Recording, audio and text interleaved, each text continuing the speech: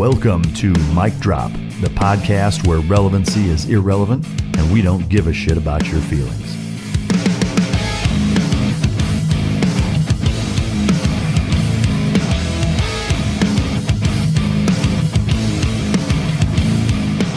Ladies and gentlemen, as always, it's both an honor and a pleasure to welcome my next guest back to the podcast. The man needs no introduction, but I'm going to give him one anyway. You know him as Joe the Policeman from the What's Going Down episode of That's My Mama. Ladies and gentlemen, welcome to the stage, Eddie Fuck Around and Find Out Gallagher. Thanks for having me, brother. Thanks for coming back. Yeah, I appreciate it. I wanted to have you back. I know you've been doing a lot of stuff with your foundation. Yeah. And from a clickbait standpoint, I wanted to be able to say what really happened. And post that so everybody clicks on it, and then here's you and I shooting the shit. But had to throw that in there. How's things been, dude? Awesome. This year has been great. I've been traveling a lot. Got to take my son hunting the first week out here in Fort Davis, Texas, with Aaron Snyder for a week. Just got to get out in the mountains there, and no internet, no phones, no nothing for a week. It's exactly what me and my son both needed. Yeah. And then we've just been keeping busy, especially with the foundation, Pipe Hitter Foundation. That's taken up a majority of our time, which we're grateful for because we made a lot of strides in the past 2 years. Yeah, it's neat to see the all the different soldiers' lives and people's lives, frankly, that's played a role in. Does one stand out as being, kind of the one that you're most proud of, or that's made the biggest difference? I know they all do, but yeah, they all stand out in their own separate way. The recent one with Matt Dagus, the policeman from San Diego.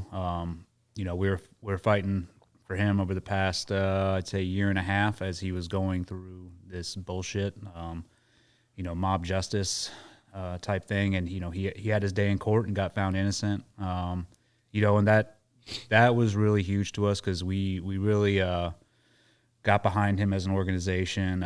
We got him the lawyers that he had. So all the hard work that was put into it as a team, I think all of us were pretty proud of the outcome. Yeah. And then just to see those two, him and his wife, now going out and he's speaking out about all the injustices that he went through. And they've taken a lot, especially his wife has taken a lot of advice from Andrea of how she went about it when, I was going through my thing. So to see people be open and take that advice on and use it and to see it work, it's really something. Yeah. It's amazing work. There's no doubt about it. I'm curious, what does that process look like for the user, say, him in that instance? Like what do they go through to get your support, and how does that all kind of pan out? Yeah. So basically, we as an organization are constantly like looking out and seeing, these stories that are putting out. And we especially pay attention to the ones where they're condemning, these police officers or soldiers, sailors, whatever. And because after what we've been through, we know the truth, that the media puts out what it wants, and it's only like a quarter of the truth, sometimes not even the truth at all. So we keep an eye on those cases. And then, if that individual wants to, get our help, all they got to do is they go on the pipehitterfoundation.org. and they just fill out a grant application. We review the grant applications once, sometimes twice a month as a board. And, we go pretty much around the round table and give a yay or nay. So if we all are thumbs up, then we step in and pretty much tell that individual, like, hey, we're going to take it from here as far as advocating for you. And then we start raising money for emergency relief funds, especially if they're married and have kids.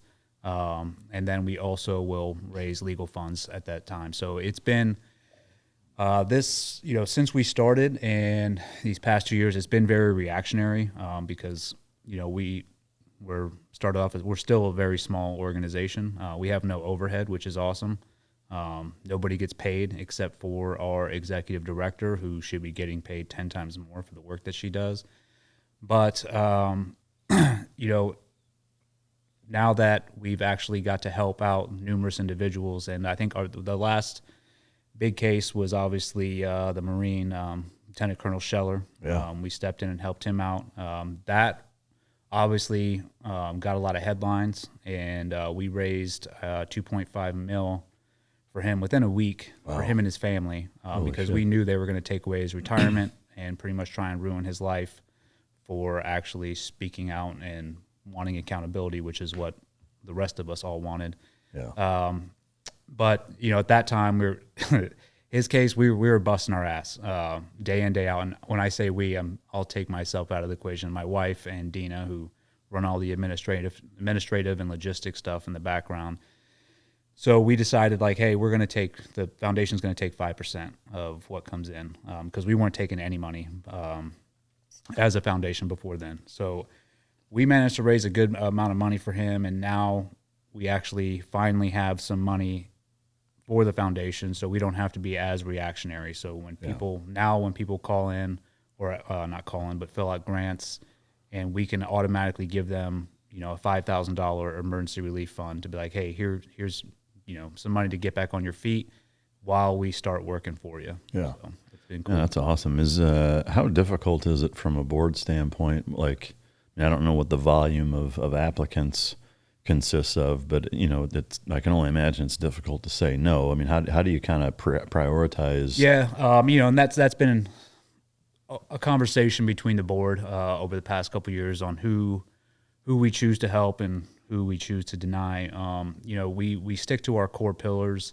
If the person is facing an injustice and they're being treated unjustly by the system, and it's what we've seen the past 2 years, like this, the media is involved and they're getting, demonized. That's really where we want to step in. We do get a lot of grant applications, like, I'm going through a divorce and this and that, and it's this very drama, and we stay away from that. We're like, no, this is, we started this organization for a purpose, and that's to help the warfighter, police officer, or first responders. Thank you. But that's part of our core pillar, and if we can't, we do our best not to deviate from that. It is hard to say no to some individuals, because you want to help out everybody that's going through a rough time. But the fact of the matter is, like I said, we're a very small organization, and we have to be really careful on what we get behind and what we're going to put our time and energy towards. Yeah. One thing I want to talk about is a good former teammate. We didn't work with the guy personally, but a former team guy that's doing some really cool shit out of Montana, A.D. McKinnon, a.k.a. Mac with Mac Belts. He was kind enough, both the belts that we were wearing are his. I'll take mine off. Yeah, I got it.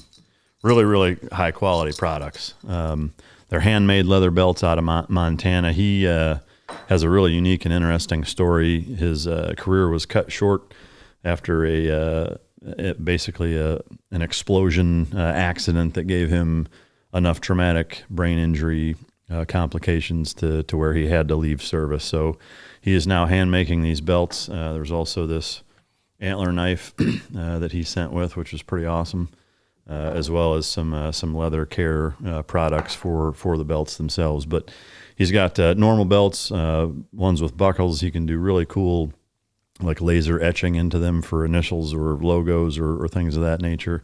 But you can just tell that they're really, really well made. And, both Eddie and I are wearing them as we speak. So I just wanted to throw a shout out and give him some support. Really good dude doing some awesome stuff out of there. I encourage you to go to Mac Belts. He's on Instagram with that name, as well as the website, and check him out and support the mission that he's doing. So thanks, Mac, for the belts. They're awesome. We appreciate you. Appreciate it, brother.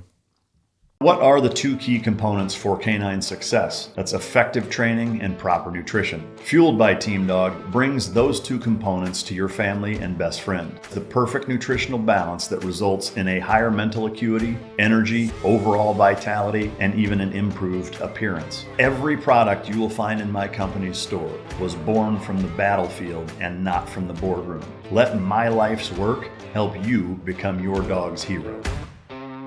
It's for sure tough. We sometimes run into that on the warrior dog side. People will say, hey, I've got this German Shepherd. It's never served, never done anything, but it nipped their kid or whatever, and they're like, we're gonna have to put them down if they don't. Blah blah blah. We get applications all the time for dogs, or even, people that want to buy personal protection dogs that like are in an abusive relationship and they fled their house and, they're like, I have $2,500, and it's just like, fuck, it doesn't even begin to, that's the shipping on bringing a dog, from overseas, like let alone all the other costs. But, I know what you mean there.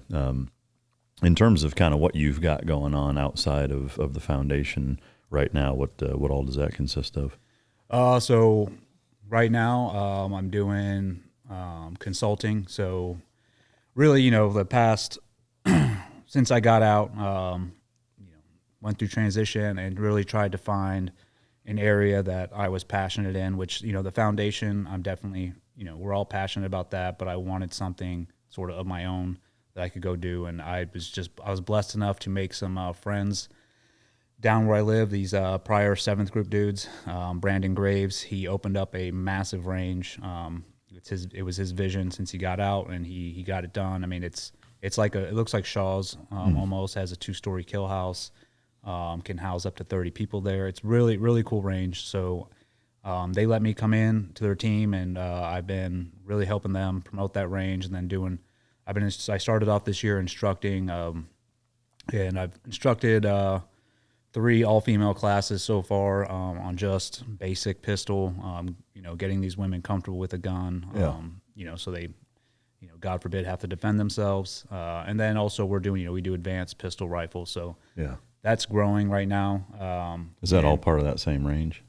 Yeah, it's all part of the same range. And then also, we still have the Seek Battle brand that we are going through 9-line with. And then I also hooked up with a local company, Precision Tactical. They, make all sorts of weapons and guns. So they came up with the idea to, hey, let's make a rifle, put your name on it, and sell it. And you can pick out all the parts. So I was a little wary at first. I was like, but then after talking to my wife and this guy was pretty cool. Ward Lewis, really good dude. And so I was, the whole purpose of wanting to go with that company is we really wanted to help the local community out. So we were like, okay, let's do it. And so we built the Seek Battle rifle. I got to pick out all the parts from different companies. So I told the guy, I was like, hey, I'm not going to sell some cheesy gun. Like if it's going to put my name on it, then I want it to be, the like best your of the dream best. rifle. So yeah, this rifle, it's legit. I mean, I built it purposely. So once you buy it, you really don't have to add anything onto it. Yeah. It's tricked out, and the only thing I left off was a optic because everyone has their own opinions on those. So yeah, what is your preference on that? On optics? Yeah. I obviously coming from our community and all we use are the EOTech, but you've been using the Holosun, and honestly, it's really no different. They got some nice glass, and so I've been using those. Did you guys ever use the Trigicon Reflex? In the teams? Yeah. No. Really? We never used any. We didn't have any red dot sights on the teams. It was all iron sights on the SIGs.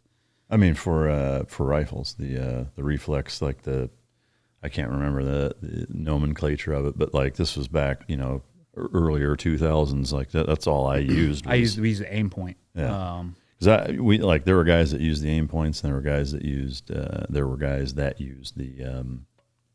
the Reflex, and I was the Reflex guy, which I still to this day I have on a couple of my rifles, just because it's in fact I don't think they sell them anymore, but it's it's the Trigicon Iridium or Tritium fucking night sight that there's no batteries, it's always on. Yeah. Which to me is just like kind of a fucking no-brainer.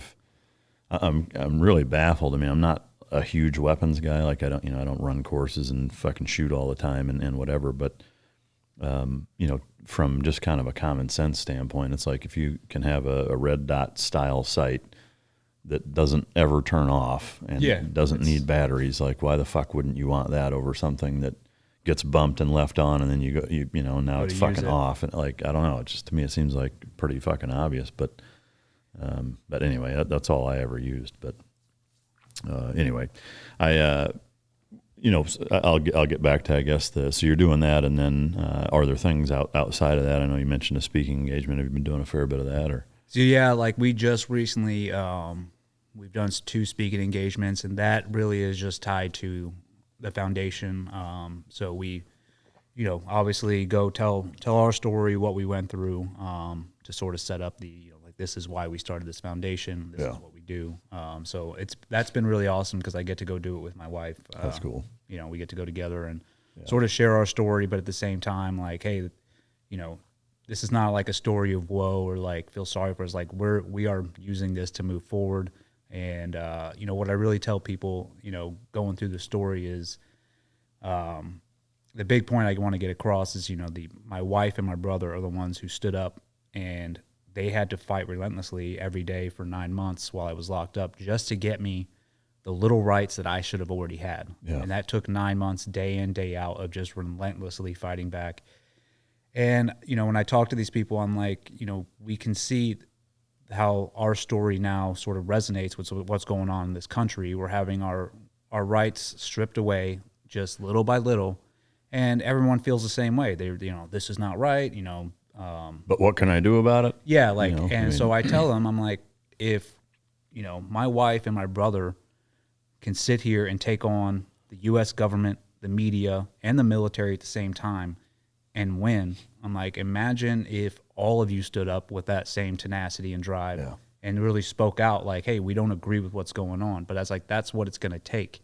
So I really try to, drive that point across. And obviously, when I say like stand up and, speak out, fight back, I'm not saying it, extremist, violent way. I'm saying, use your words, and that matters because when we were going through our case, like the amount of American people that stood up who didn't know me, that got behind us and really were voicing their opinion like, hey, what's going on here is fucked up. I mean, that got the ear of the president. That got the ear of people that could actually do something and help. Yeah. And so I think that's what, it's going to take that type of action again to, get our country back to the way it was. Be. Yeah, I agree. I've been curious and not to pry, I mean, obviously if you don't want to answer it, don't, but like from a relationship standpoint, was there ever a point during the whole process and even since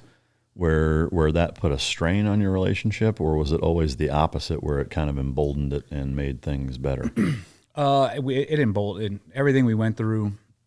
I think it's all depends on how you look at it, right? You could look at it as a strain on the relationship, because obviously it's very stressful on both of us and the kids.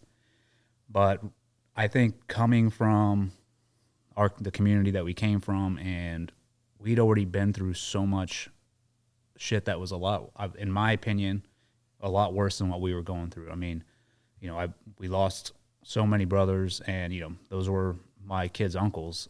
So I think, my family going through that already, they were already resilient. And so once this happened, anything that came at us, it just made us stronger. We just took it on, and we're like, we're not going to let this, break us. Yeah. And we're going to keep moving forward. That's not to say, it's easier said than done, but that's the attitude we've had.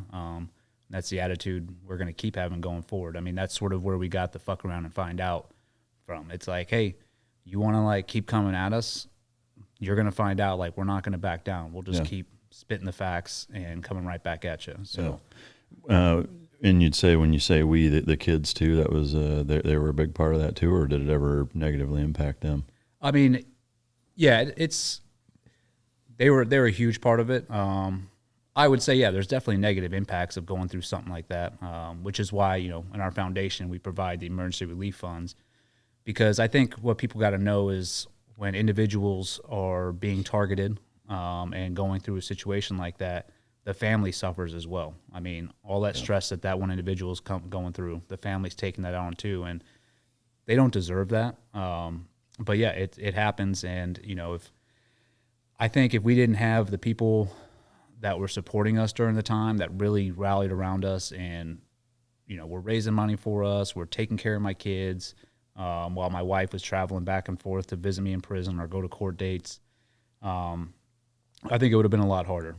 So, that's why another reason why we started the foundation is to help those families out. But, and the aftermath too. Like, I think, once like these people that are found innocent, afterwards, and especially, my case as well, it's like everyone's like, oh, that's a victory, in which it is, but it's not over. Like, your life is turned upside down.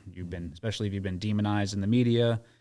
I mean, you have a long hill to climb, and that's where we also step in as well. Like, we partner up with other nonprofits that help veterans through transition, law enforcement officers through transition, and we've talked to them. We're like, hey, when these individuals are done, we'd like to shift them over to you, and then you can get them out of this hole if they're in one.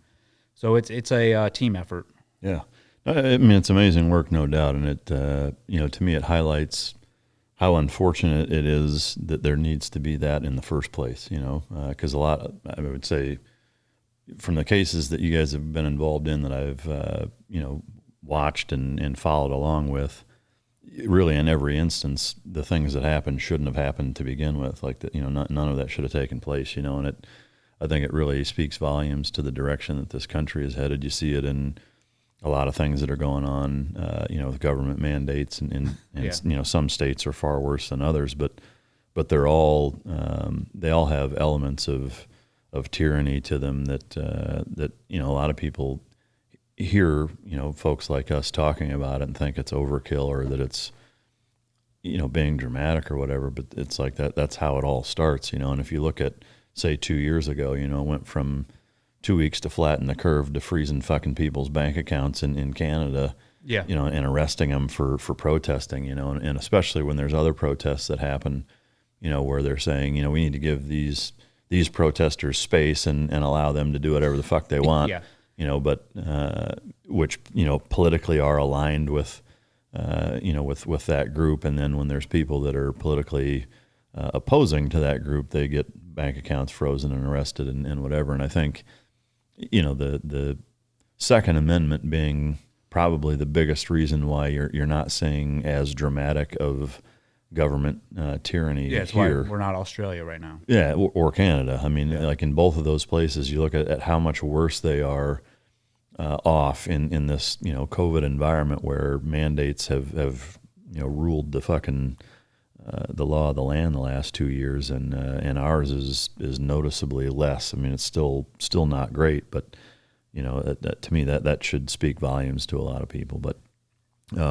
I wanted to post the fact that I was having you on and give some of the viewers a chance to ask a few questions. So I wanted to run through some of these. Yeah. There's a shitload of them, so we're not going to get to all of them, but there's at least fucking 20 of them. That are all gathered around kind of the same thing, which is I like the way this one's written the best, probably, which is, if there's a bump in the night, what is Eddie reaching for? Pistol, rifle, what optic, white light, accessories, etc. on their weapon, and I would add ammo too, if you care to share. So by my bedside, I have a Daniel Defense shorty, and then my SIG. Both ready to go. So if there's a bump in the night, and it's happened a couple times where it's like, hey, I'm gonna go check that out. As far as optics, I have an EOTech on my Daniel Defense, and then like a hollow sun on my pistol. Yeah. No white lights on either, or do you have? Yeah, I have a O light on the pistol. Yeah. It's people have their own versions. I mean, it works. It's a white light. It's bright, and it's gonna stun whoever I shine in the face. But those are pretty much my go-to. And then as far as ammo, I'm not a big ammo again. Just really not, especially nowadays. I take what I can get. Yeah. I mean, is there fucking ball ammo, or are you using at least hollow points? No, hollow points. Yeah. Or just whatever brand. I got hollow points in the pistol. Yeah. That's I mean, it's always interesting to know what people are rocking, for sure. Yeah, my wife also on her bedside has her pistol as well. Does she shoot a lot? She's starting to now.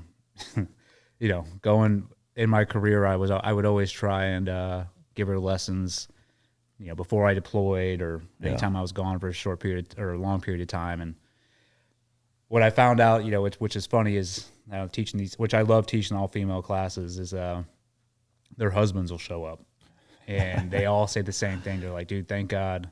Yeah. because she won't listen to me. Yeah. Like I can sit here and these guys are showing up are either Rangers, Green Berets, CAG guys, and they're like, dudes that she know what won't they're listen doing. to a thing I say. And so it's the same. I can relate. Yeah. But now that I'm teaching these courses, Andrea is starting to get into it a lot more. Well, that's cool. That's good stuff. All right. Having been involved in combat in the Middle East, would you go back for a vacation? If so, where in the Middle East would you go? We're talking about the whole Middle East. I mean, to me, there's only one place that I would consider going, but I won't corrupt your answer by throwing it out there first. Erbil was actually really nice. Really? And then they had a nice the countryside out there that we got to go like tour, look at near the end of deployment. I mean, I'd take my family there, obviously not now, but I don't think I'd ever go vacation in the Middle East, but if I was forced to, that's where I would go and take my family. And then the people there, obviously the Kurds, they're phenomenal. Yeah. That's interesting. Very like-minded. Yeah, I guess there's two places. One place for sure. I mean, I would go to Dubai. I've been there once. Dubai's fucking awesome. Yeah, I've been there. But I mean, it's almost not even the Middle East, But as far as the typical problems that you may run into, Dubai, I spent a deployment there. The whole fucking deployment. UAE. Wow. It's they have the CRE, which is the crisis response element, which you're for the vanilla teams, like we go there and stage, and then if something happens, we can react to it. Instead of Bahrain, like did they move it from Bahrain to Dubai? Or they only have a small contingent in Bahrain, and I'm obviously I've been out for 3 years now, so it could have changed. But at the time, we had a large contingent in UAE. Yeah. That's a better place to be fucking staged. I'm sure that's part of why. I'm sure. Yeah, there's some thought behind it. But I remember going down, down to the to Dubai in that city, and I was like, dude, it reminds me. It's like if someone gave a 5-year-old all the money in the world, and they're like, build whatever city you want. Yeah, and it's because you walk around the malls, there's like holograms popping out. It's nuts. Yeah, it's a really neat place. I mean, it's been a long time since I've been there, but even when I was there, it was really, really neat. And I know it's just gotten crazier since then. But the other place I would still go, there's parts of Jordan that are pretty cool. There's a place called Petra that's a real... Yeah, I've heard. We were right by it. I was in Aqaba for almost 2 months right after 9/11.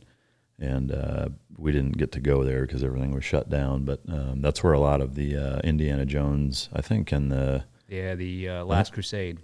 Yeah, I think it was that one where a bunch of shit was filmed there and whatever. But all these really cool, intricate carvings out of rock fucking cliffs and stuff that's really, really cool. But Jordan's not too bad. Yeah, that would actually be a really cool place to visit. There's a really good fucking recreational diving in Jordan too. We dove there a fair bit. Yeah, I mean it was amazing. I've dove in the Great Barrier Reef too when we did a deployment and spent some time in Australia. And I would say it's absolutely as good as the Great Barrier Reef. Like it was world class. Oh wow, that's saying something. Yeah. Did buds help prepare you for what you experienced in prison? No. You weren't doing knot tying in prison? Yeah. I wasn't doing a 50-meter underwater swim in my cell. I mean, I can only assume that maybe the correlation is the mental toughness aspect. Yeah, and this is because I've been asked that question before. Like, hey, does SEAL training prepare you for this or that? What buds and SQT, and this is my opinion, is it trains you for the job, to do the actual job as an operator. I mean, and as far as the mental toughness aspect, buds doesn't give you mental toughness either. I think just test it. You have it already before you show up. It just gives you a chance to prove it, that you can put up with anything. Yeah. So no, I tell people, I'm like, there's no training when your own country locks you up and they come after you. There's no training for that. Yeah. You have to rely on your own resilience, your own strength, and then I'm a big promoter of this is, my faith. That's what I relied on. Yeah. And that got us through it. Yep. In keeping in that same line of serious questioning, did you ever drop the soap in jail? Somebody wanted. God, I hope so. On purpose? I've seen all the movies. I tied a rope the first day on the bar of soap. There was no open showers. So you literally, the shower was in the pod. It's like a little closet that you go into, and you just shut the door, and and then it's military prison as well. So you're not in there with like, the same. It's not Rikers Island, yeah. but it's still prison. It sucks, but yeah, there was no like real fear of. So in that regard, it was very different, I'm assuming. Then, I mean, were there any guys in there that were like, "What the fuck? Like this dude's a loose cannon"? Oh, for sure, yeah. I mean, there's some nut jobs in there, especially the guys that are serving long sentences. Do you remember what any of the sentences were for? Yeah. Well, there was a female in there. She was, they obviously have a female pod, so you just see them like marching to chow or whatever. But yeah, she smashed her baby into a wall over and over and over and killed it. So Jesus. She's serving a life sentence. What in the fuck? Oh, dude, yeah, there's some crazy ones. And then, like, I've said before, it's the majority of the people in there were in there for sex offenses and, pedophilia, stuff like that. So there's some real weirdos in there, man. Like, but they all, like, the weirdos, they look like a bunch of nerds. I mean, and a lot of it is all from behind a computer is how they got in trouble. Yeah. But they are weird, and there's a lot of conversations that I would overhear just sitting there, that you just really have to, bear down and be like, dude, just let this go, because you really want to just kill this dude. I mean, I had to tell a couple guys like, hey, get away from me, stop talking, keep talking about this. It's like, I'm going to, I think I told one of them, I was like, if I see you outside of here, I'm going to kill you. What was the conversation? How they should be able to screw little kids. Really? That it's normal. That like these are two guys talking about like they were talking about a baseball game. Holy fuck, man. And then I think the worst story I heard, or worst thing I heard, is there was this other chief in there, this Filipino dude, who was charged with masturbating his own kid, or maybe it was his own kid. Got caught doing it, and he was in there about to get tried for it. And you never know, like, did this dude really do it? Or because of course, when I first met him, he was like, I didn't do it, and this and that, and I really didn't have like in-depth conversations with him about it. This was just him trying to come and talk to me. But then when he came back from his trial, he was talking to another dude that was in there for sex offenses. He'd been there a long time. The guy was a real piece of shit. But he went up to him and he was like, hey, I did exactly what you told me to do. I went in there and cried and acted like I felt sorry and this and that. He's like, I put on a whole show, and they only gave me, I was like 2 to 3 years for, diddling his little kid. And that right there, I had to go to my cell and just like pace back and forth, because I was like, dude, it's disgusting. Yeah. Well, and if you assault anybody in there, that tacks on. Oh yeah, dude, you can't get away with anything in there. And this is how frustrating that prison was. So you can't eat in between any meals, all right? You barely get anything to eat at the meals. And so if you like, say you're eating, a meal, and the guy next to you is like, hey, I don't want my chips. Do you want them? And you can be like, oh yeah, that's trafficking. You can go to solitary confinement for a month. If you touch somebody, like I'm talking handshake, high five, solitary confinement. So it's very regimented and militarized. I understand why they do it, because it keeps the peace. But it's also a pain in the ass as well. Yeah. Did you lose weight, a lot of weight in there? Yeah. The first couple months I was dropping weight like crazy, until I team guide my way into getting extra food. in true fashion. Yeah. Yeah. So, I mean, with that, like, did everybody, once you were there, did everybody kind of know who you were? Like, was it a high visit or high profile Oh, they were all expecting me. It was like a week before, which I didn't know, but I guess the guards were already talking about it.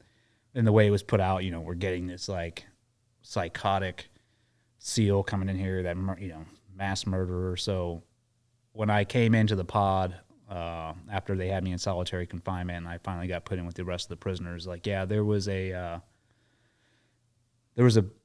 common fear among everybody to, like, they didn't want to talk, which I liked. I was like, good, leave it this way, because I don't want to fucking get to know any of you. Yeah.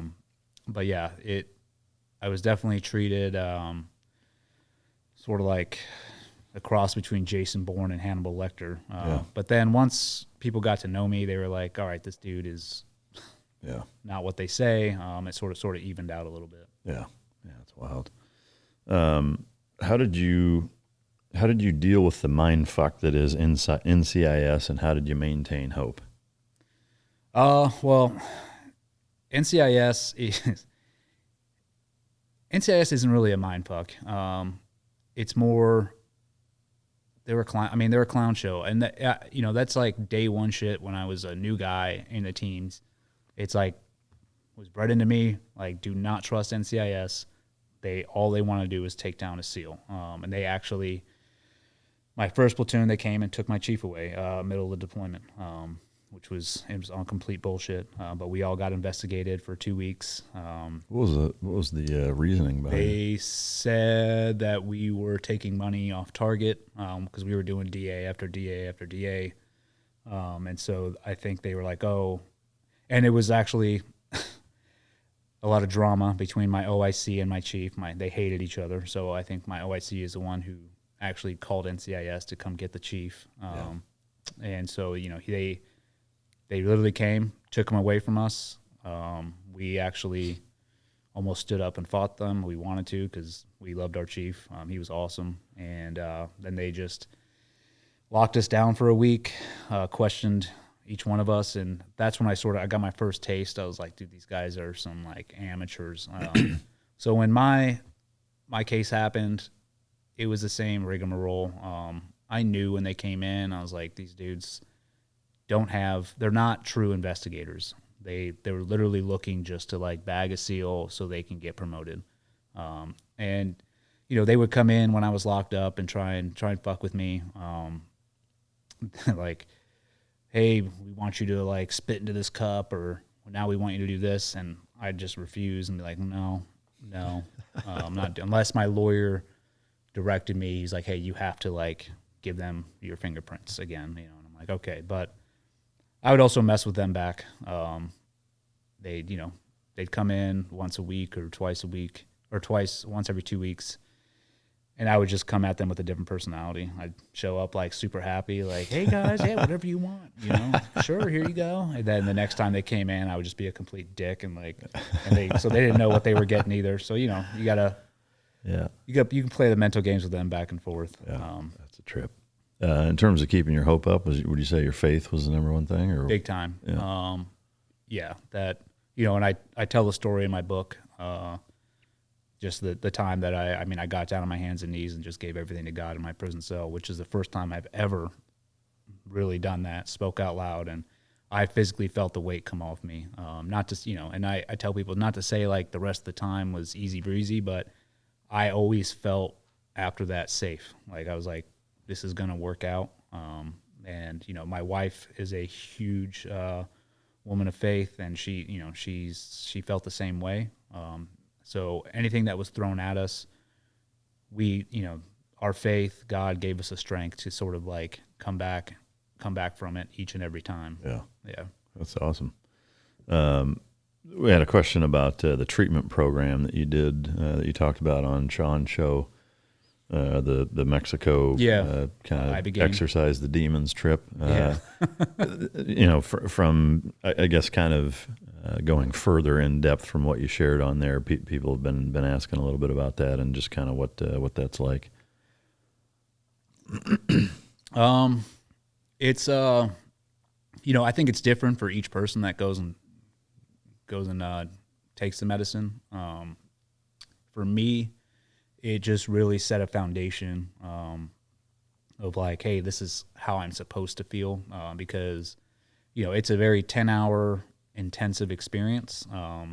And before you do it, you have to write down 3 intentions, like, hey, this is what I want to get out of it. And at the time, it was not too long after I had gotten out and dealt with all that BS. So I was like, dude, I just want to feel like normal again, like back to myself. I want to feel happy. And I was like, I forget what my other intention was, but it showed me all those things, and it showed me,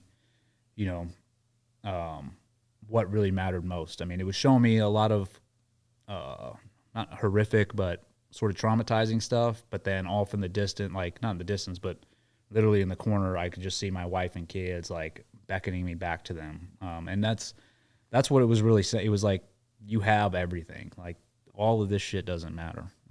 Were all the things that you were seeing that were negative things that you'd been through that you were just reliving, or were there? Yeah. So it sounds crazy, but yeah, you are literally watching a film of yourself, and it's as real as it gets. I mean, to the point where I watched myself be born.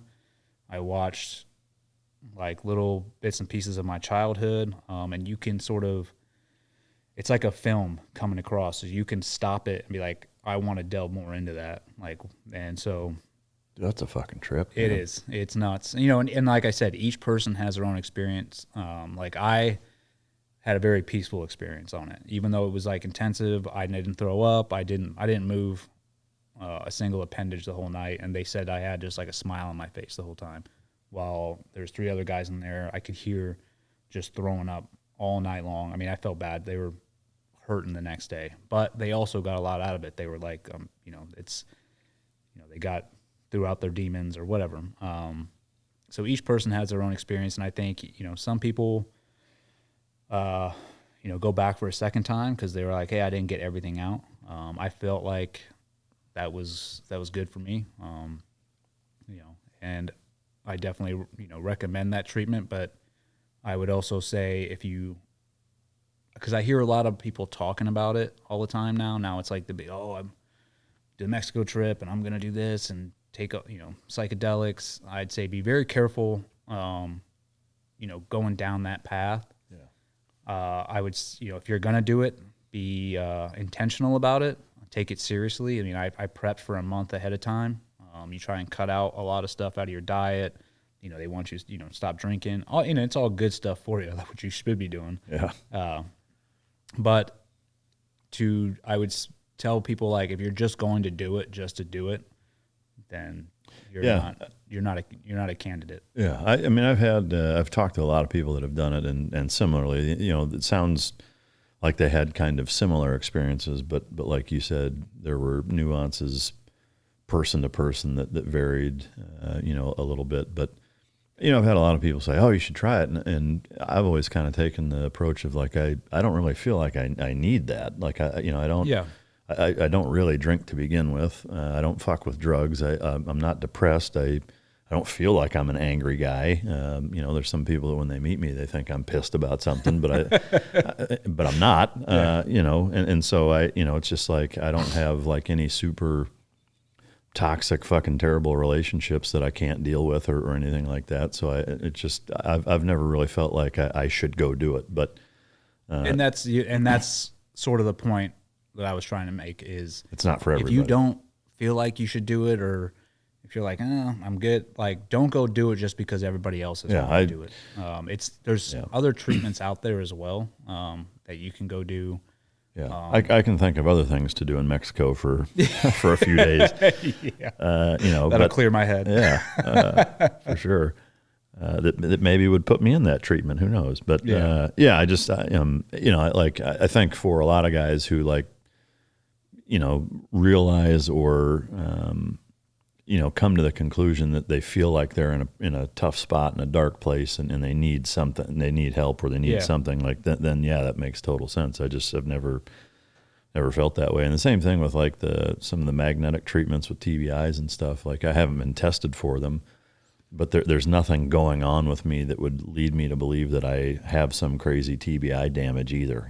So if you feel fine, then that's That's all you can really ask yeah, for. like I'm happy, and I feel like I'm in a good spot. And the one thing I'll add on to is the Ibogaine treatment. Like, it's not the end all be all either. Yeah. I think there are people who promote like, I did it and now my life is like magnificent and everything's great. You think some of that's placebo? Like, I think there is a afterglow when you come back from taking it, and that afterglow can last, anywhere from 4 to 5 months.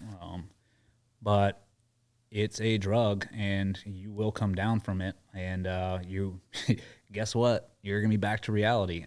So I think there is this false expectation that's put out by some people, like, oh, you take this and everything's gonna be great and you'll be fixed. I'm like, no, man, like, you're going to come back to reality. Yeah. And that's what you need to learn to deal with is reality, and not like, hey, now I'm going to go take some more drugs to escape. Like, yeah, everything is peaches and cream when you're, high on whatever. I mean, that's the point of drugs, but like, you should be really working to deal with real life without having to depend on those things. And that's part of life, man. Life's not all peaches and cream. Like, there's roadblocks, and you should learn how to navigate those roadblocks without having to go to Mexico and get on some shit. I am curious. Two things. One, the kind of the pathway, if you're familiar with how that stuff actually works, but also why it's not legal here, and I'm assuming there's a big push to make it that way. Is that? There is. So you have Amber and Marcus Capone that started the VETS program. They are working hard to get it legalized here, and they've made some good headway, especially here in Texas. I know they passed something that they're going to start allowing doing treatments here. That's cool. And there's little pockets popping up all over the country where they're allowing certain psychedelic treatments to take place, but I think the main pushback is, and we all know, is big pharma. It doesn't want people using shit not dependent on what they're providing. Yeah. So, do you know the pathway, like the neuro pathway, or the mechanism that drug actually does what it does to you? Oh, dude, I don't. I wouldn't be able to. Yeah. Let's get into the science, people, Eddie. Come on, give me. Actually, was there a particular point in your life where you focused the most time on throughout your time frame that way? Like a spot where you stopped the film and focused heavy stuff? a lot of childhood stuff, mainly. Nothing with my career. Like, none of my deployments came up. Nothing I did, during my career. It all stemmed from just growing up, and I think that's that's what was explained to me before I went. And they do a very good job of not raising your expectations on anything. They're like, we're not even going to tell you what this drug does, but they'll explain to you, like, hey, when you're born, the first two people you see for most people are like your parents, and those parents are God. Like, that's all you know. Well, then as you're growing up, you learn that these two people that you think are God are not actually God. They're just imperfect human beings like everybody else, and they might make mistakes. And everybody has different experiences growing up. But when stuff happens to you when you're little, you start building your ego. You start building walls. Like, hey, that hurt. I don't want that to happen to me again. So now I'm going to build this wall up inside me so that can never happen. And so as you carry on through your life, you keep building more walls and walls, and that sort of becomes who you are. And I think for a lot of us that obviously chose the career that we did, I think they've done a study that, most of us have had trauma, some trauma in our childhood that drove us to become a SEAL or a special operator. Then obviously through your time as a special operator, where you build all sorts of walls because you then put yourself through more trauma. So that's what that medicine does, is it really breaks down those walls. So for mine, I was a military brat. I moved around every 2 years, which was, can be a stressful life, especially, for my mom, and, we had me and my brother. And just And my parents were great. I have no complaints, but there was certain things that I just had to work out. And that's what the medicine helped me do. Yeah. Were there any things that you saw during that journey, trip, whatever you want to call it, that you forgot happened, or Yeah. Oh yeah, dude. Like, anything you care to share that? it's hard to explain. Like,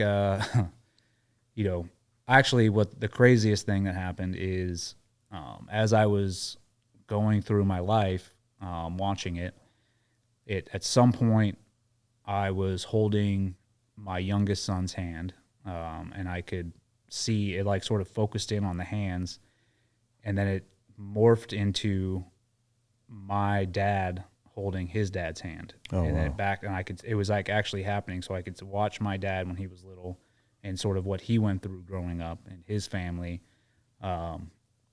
which answered like a lot of questions. So yeah, that was pretty crazy. And then also I could hear conversations, like phone conversations that I've had in the past with just me and my wife, like conversations we had when I was on deployment, stuff like that was just constantly going off, that I completely forgot about. Yeah. So it was really cool. It's like it awakens a part of your brain that you have all of this shit stored up there.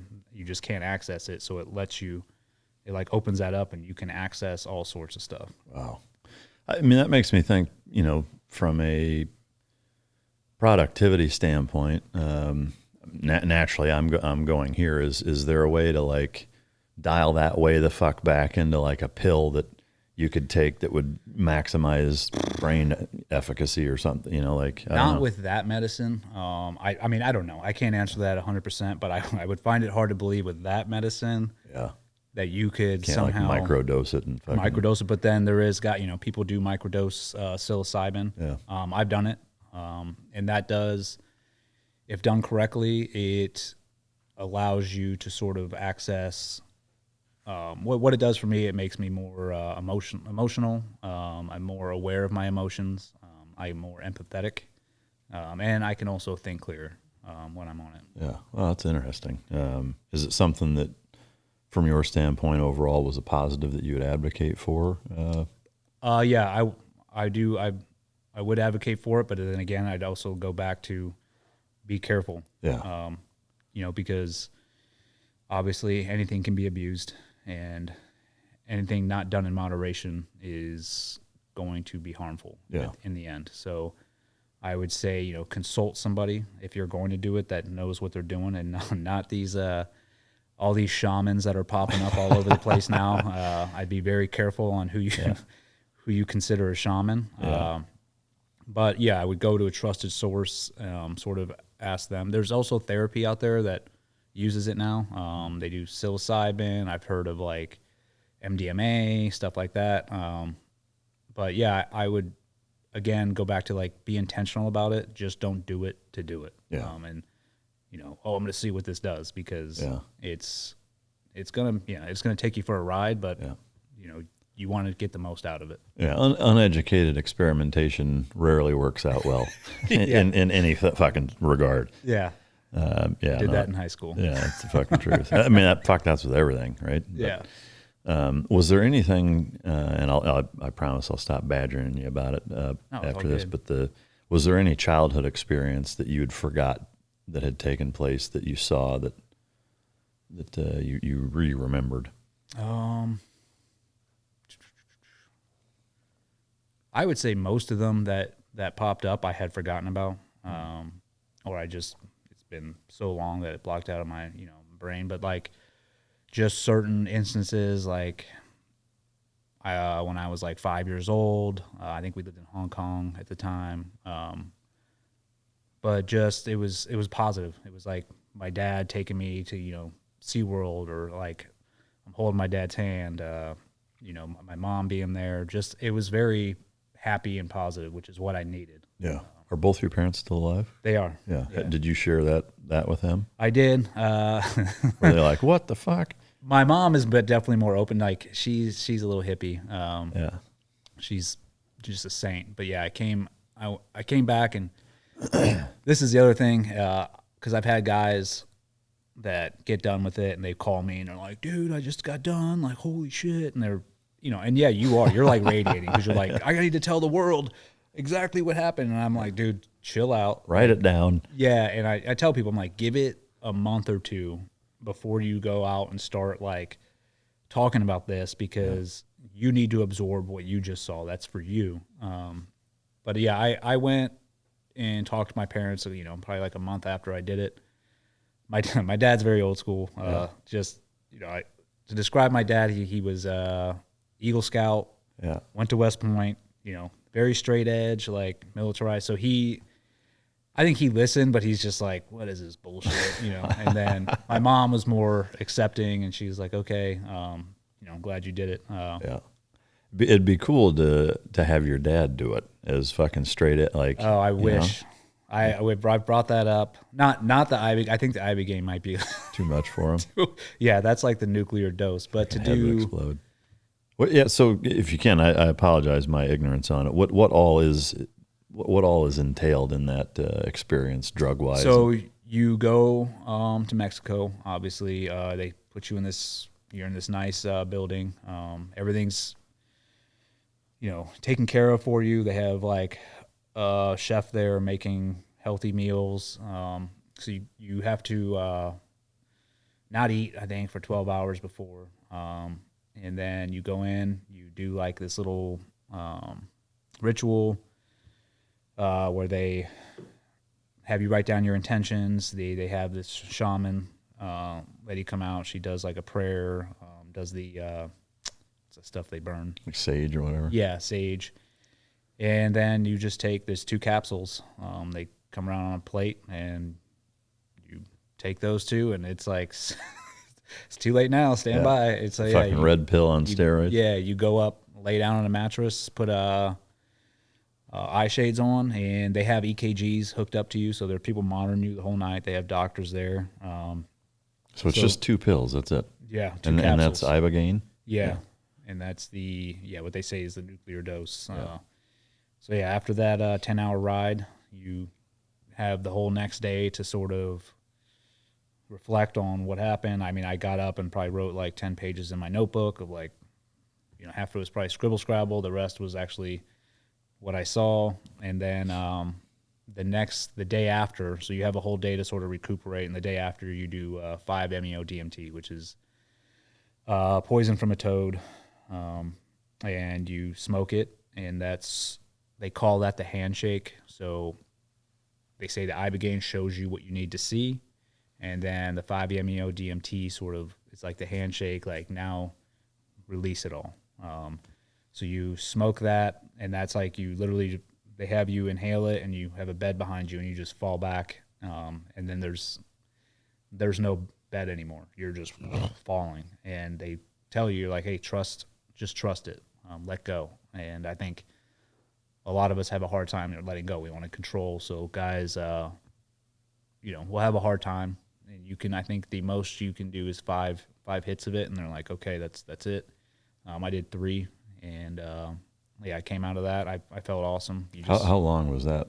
That only lasts like 5 minutes. Oh, no shit. Anywhere between 5 to 10 minutes. Wow. And then you literally come out of it, and they're like, "Do you want to take another hit? Like, did you get it all out?" And you can choose to take another one or be like, "No, I'm good." But most team guys are like, it's like drug blackjack. Like, yeah, no, I'll take another one. Let's go. Hit me. Yeah, fuck, that's a trip, man. It is. It's an experience. It's awesome. I mean, and it's an alternative to what they're giving all these veterans when they get out now, which is pretty much fucking antidepressants for the rest of your life. Yeah, they might as well just give them a gun and a bullet and be like, here, when it's time, blow your brains out. Yeah, man, that's wild. Do you foresee it for some people being addictive where they're like, dude, that experience was amazing, I want to just keep doing it over and over? Or is it so intense that it's... I think there's... There's people that get addicted to everything, but yeah, you can be addicted to everything. So I think it's a possibility. I mean, I've heard of guys doing, because ayahuasca is sort of a similar experience, and guys just doing ayahuasca for a year straight. God damn. To like see what that does to them. A full reset. Yeah, I'm like, I'm good with that. But Yeah, I mean, I don't think, no, I think it's very hard to be addicted to something like that. To take is like, it's definitely not a party drug. Yeah. It is a full-on intensive experience that you can't really function on it. Would you say that after going through it, that it's mentally exhausting to go through Oh, that? for sure. I mean, the next day we went out, the ocean's right there. And it was really cool. There was, like I said, there was 3 other guys, all of us SEALs, and one of the guys there, good buddy, we had to literally carry him out into the ocean because you are drained. Yeah. Fucking chili dip. Yep. Yeah. Go back to our surf, roots. Huh? That's wild, man. Anything else that you want to share about it before we move on? I just want to say, I'm proud of Amber and Marcus and the work that they're doing, and I hope that they can keep pushing forward and expanding this treatment. They're here in Dallas, aren't they? I believe so. Yeah. Maybe I should have them on and talk about it. That's wild, man. All right. Looking back, has there been any unforeseen benefits of your treatment by our government that you feel has changed you in a positive way? Yeah, for sure. I always say this, especially now that it's been, 3 years later. I'm glad it happened. Like, I don't regret it happening. It needed to happen. It shined a light, I think, on the problem, and not only the UCMJ, but just a problem in our society nowadays. Our story really, like I said before, really resonates with what's going on in this country right now, which I could not have foreseen, obviously, at the time. We wouldn't be able to be doing what we're doing now. We saw behind a curtain that we didn't know existed, and we saw all of the problems, and we're like, and nobody was really doing anything about it. Without going through all of that, we wouldn't have the Pipe Hitter Foundation. We would not be able to help all these men and women that we've helped out in the past couple of years, and then hopefully in the coming future. There's a silver lining behind everything. Yeah. There's a fable or whatever you want to call it about the Chinese farmer where he says maybe, basically, when somebody's like, oh, it's really awesome, he's like, yeah, maybe, and and other circumstances like, oh, it's terrible, yeah, maybe, and it goes through these, like, at first it seems good, but then it's bad, and vice versa type things that I think is pretty. I just heard that last week somewhere. Yeah, and it's like, his son breaks his leg and like, oh, it's terrible. And he's like, maybe. And then the next day the military comes through and takes all fighting age males. And, so anyway, I can't fucking recite it, but, it's a neat adage that I think, is for sure fitting, but this one, I'm not sure of. This isn't my question, but it's somebody asking about the Line series on Apple. Yes, it says, documentary. Yeah, I'm curious if this was maybe manipulated or to get your take on it based on what the question is asking. But it says at the end of it, Eddie pretty much admits to stabbing the guy.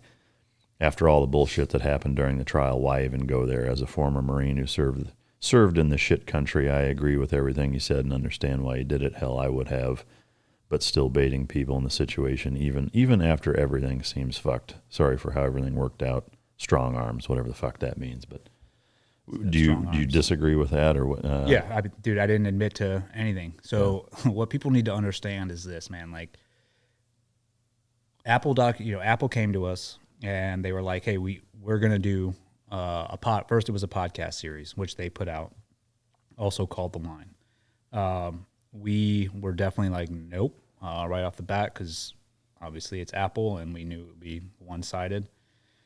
But they kept sort of like calling us, badgering us, and we ended up talking to the 2 people that were going to be producing it, and they were pretty much like, hey, we're going to make this with or without you. Yeah. So at that point, we're like, all right, then fuck it. We're going to take part in this.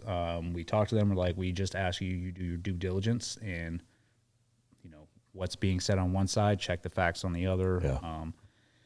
So in the midway of making that podcast, I think then came up like, oh, now we want to do a documentary. And I was like, okay, sure. So it's the same premise during the podcast and documentary. They kept asking me questions about the incident, about what happened that day. And all I said was, I was like, listen, bottom line, that dude was going to die regardless. He wasn't a prisoner. He also wasn't a somebody that we were going to medevac. It was literally just an ISIS dude that we did medical procedures on until he passed. And what I said is everybody there was on board, like knew that was the issue. That was the plan. Yeah. That's it. So they obviously rearranged my answers because they asked me that question I don't know how many different ways. Yeah. And so when that podcast came out, the end of that, I saw what they did. They edited out and were like, oh, he admitted to it. And I was like, no way did I say anything like that. Yeah. And then when the documentary came out, they pulled the same bullshit at the end. And it's actually really funny because I was watching the documentary and they're like, oh, a lot has changed over since you've been out, the past couple of years.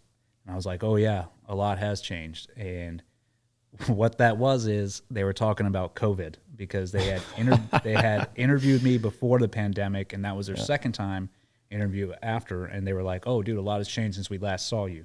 Yeah. So they took that, put it in there to make it look like I was admitting to something. I mean, and I've been straight up honest with everybody. I'm like, I don't fucking care about that dude. I don't give a shit that he died. Yes, he was going to die regardless. And I don't know why we're making a big deal about this one piece of shit ISIS fighter. Yeah. But you got to understand this too. Like Apple, they have to do their due diligence as far as making it dramatic, like a whodunit type of thing. But I was actually not too mad at the documentary. I mean, I thought it was well done. It was entertaining. I think they could have done a lot worse on me if they wanted to. But I think besides that BS they pulled at the end with like, oh, he admitted to it. Other than that, I think they did a good job of showing, both sides. They did have the accusers pretty much narrate the whole thing. And in the end, I'm like, dude, even if they're trying to make these accusers look, like brave and they're, stand-up SEALs, I'm like, it doesn't come off that way. I'm like, they look exactly like what I've been calling them the whole time. Yeah. A bunch of pussies, man. Like, they are just weak. And, that's the bottom line. I was like, and I was, my wife and I both, and I really liked the fact, I think it was like the third episode, they, all they did was talk about my wife and brother and just how they crushed the Navy. Yeah. And they had the Secretary of the Navy on the podcast literally say that my wife ran the strongest social media campaign ever, and that going against her was like going against Mike Tyson with their hands tied behind their back. Yeah. This is the Secretary of the Navy saying this. That's fucking wild. Yeah. To me, like, my take on his involvement either way is inappropriate, in my opinion. Oh, big time. He shouldn't have a There stance. was so much inappropriateness throughout my whole case. The amount of, I believe me, there's stuff that is not even out there about certain congressmen who were trying to keep me in prison, which I think people would be surprised at. And it got so in depth that, like I said, it was political at that point. Yeah. There was it wasn't about the ISIS fighter. It wasn't about whether I did it or didn't do it. It was now like a political movement one side was like, we need to hammer this dude because Trump got involved. And then the other side was standing up for us. Like, we should not be persecuting our warfighters like this. Yeah, fucking political pawn crap is terrible. Yeah, that Line series, they interviewed me for that, and it was like a two hour fucking discussion, and they used like three sentences or a very short amount of it. And similarly, I was like, all the fucking questions you asked me, and then the same thing, they asked me a lot of the same shit, different ways and whatever, and then what they used versus what we talked about was a little squirrely that way too, But so I certainly see that element of it. Can you guys go over your workout routines that you both do? You want to lead that one off? Okay. I eat pizza and fucking sleep. So. Yeah. I keep it pretty consistent. I usually get up, I'm not a early riser. I'm not a late riser. I get up when I get up. Like if I don't have to wake up or something, I'm going to sleep. Yeah. But I make sure every morning, I usually do a 6 mile run. And then every fucking morning you run 6 miles? Yeah, 6 to 8, or I'll take a day off, one day off a week just to let my legs rest. But, and then I also do like some type of kettlebell routine, pull-ups. But, I have a little workout program that I haven't changed. It's been working. But yeah, I usually work out for 2 hours a day. Yeah. Consistently. Body-wise, does the run, obviously you can still do it. No big knee or joint issues with running? No, which thank God, knock on wood, but I've been pretty blessed with, minimal injuries. I mean, I do have, the rest of us, the herniated discs and all that with the back, but I also, now that I'm out, pamper myself. Yeah. I go to a chiropractor, this really awesome 30A chiropractic where we live. The guy over there, probably once a week I'll go, or once every 2 weeks, he'll just straighten me out. And I've had like no issues so far. And his wife also does deep tissue massages. So I'll get one there, usually, especially if I'm traveling, that's when I really am hurting. Like last night coming in, I was traveling all day and I was just like stiff. So I had to really get up early this morning and sort of loosen up a little bit and work out. And then I feel better. Yeah. I guess I'm still fascinated by the fact that you run 6 fucking miles every morning. Is there any other cardio stuff that you do in place of that sometimes? Yeah. I have a bag in my garage, so I'll do a routine where heavy bag routine that I follow. There's one on YouTube that I follow that's really good. And then there's other things like intervals. I'll do workouts where, I might just run like a quarter mile in between, sets of pull-ups and this and that, just sort of give my legs a rest. But running is pretty much it. I don't have a pool near me, or else I would go swim. Yeah. I think that's actually awesome for your body. Yeah. I just don't have it. Yeah. And, I'd like to get into jiu-jitsu, which there's not one near me either. So hopefully in the near future, somebody open up a gym. Yeah. Fucking hey.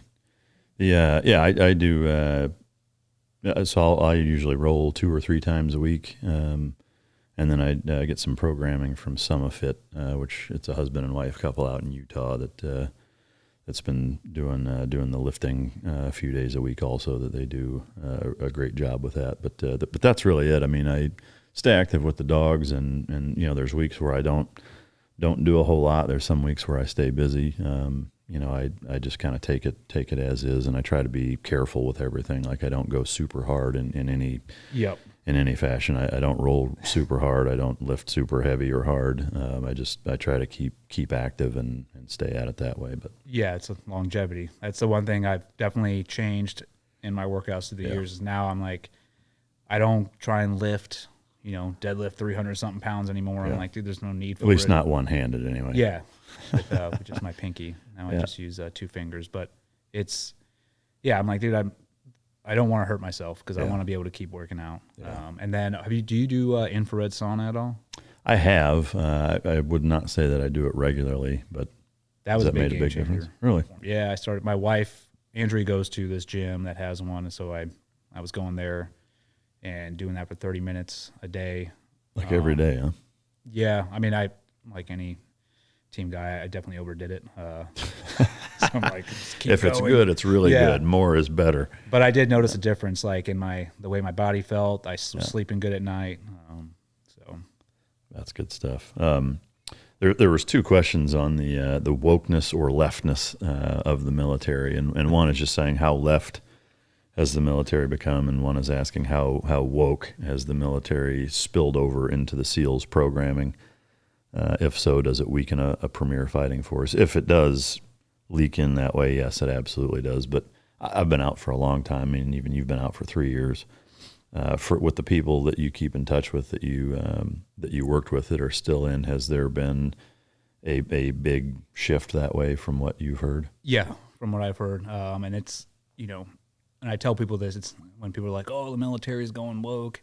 The military is not going woke. The men and women that sign up for the military are not woke.